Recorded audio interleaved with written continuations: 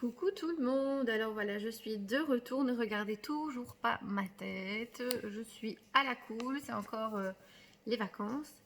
Alors, je voulais vous parler vraiment de maintenant, voilà, du sujet vraiment, on va rentrer dans le vif du sujet. Bon, tu veux bien me laisser tranquille s'il te plaît. J'ai un nouveau chien, il est vraiment hyper embêtant. Bon, alors, donc la première étape, c'est vraiment de choisir son thème.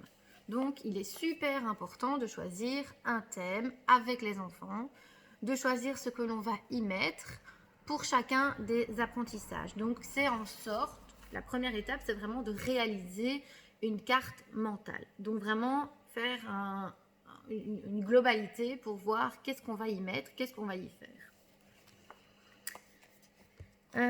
Alors, la deuxième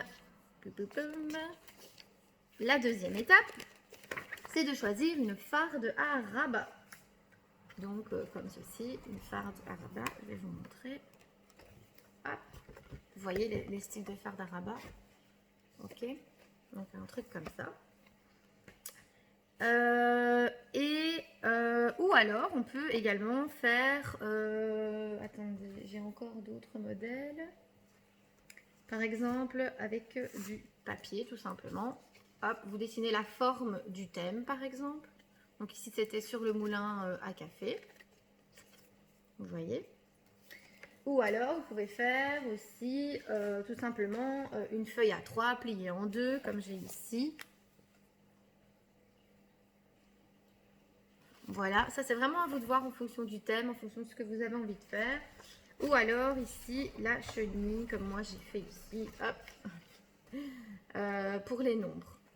Voilà à l'envers, zoup.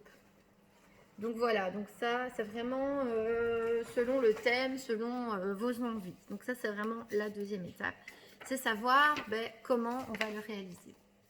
Alors, troisième étape, on va décorer la première page de notre labbook.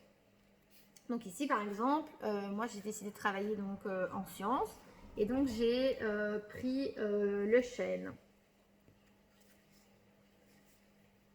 Donc vous voyez, on peut vraiment décorer avec des lettres, avec des dessins. Ici, ce sont des empreintes de feuilles aussi.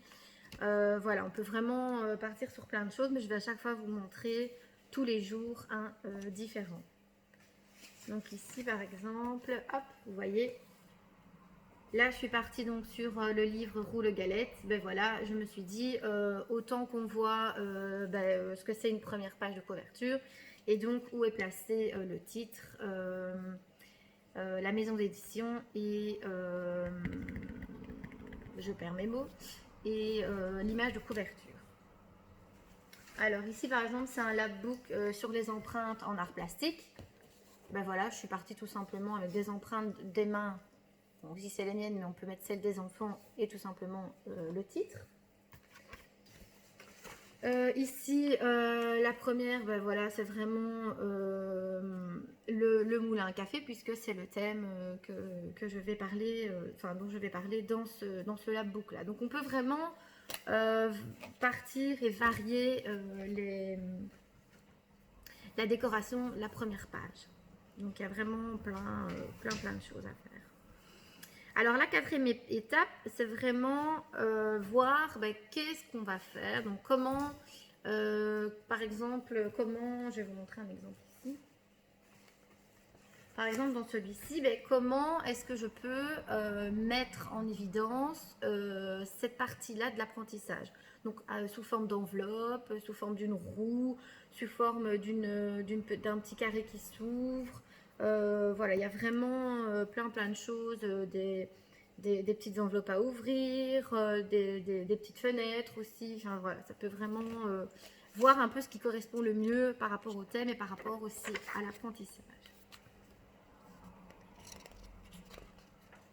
Alors évidemment, on va y mettre des couleurs et on peut y mettre de l'écrit aussi, juste un mot ou deux. Voilà, pour que quand l'enfant il va expliquer à ses parents, les parents pourront comprendre aussi, même si voilà. Et on peut y mettre surtout des images pour que l'enfant puisse comprendre aussi. Donc voilà, ça c'était vraiment les 4 étapes les plus importantes pour commencer un labbook. Et voilà, j'espère que vous avez compris. Si jamais je suis toujours là, vous pouvez m'envoyer un message privé, je vous réponds. Je vous fais de gros bisous pour une prochaine vidéo.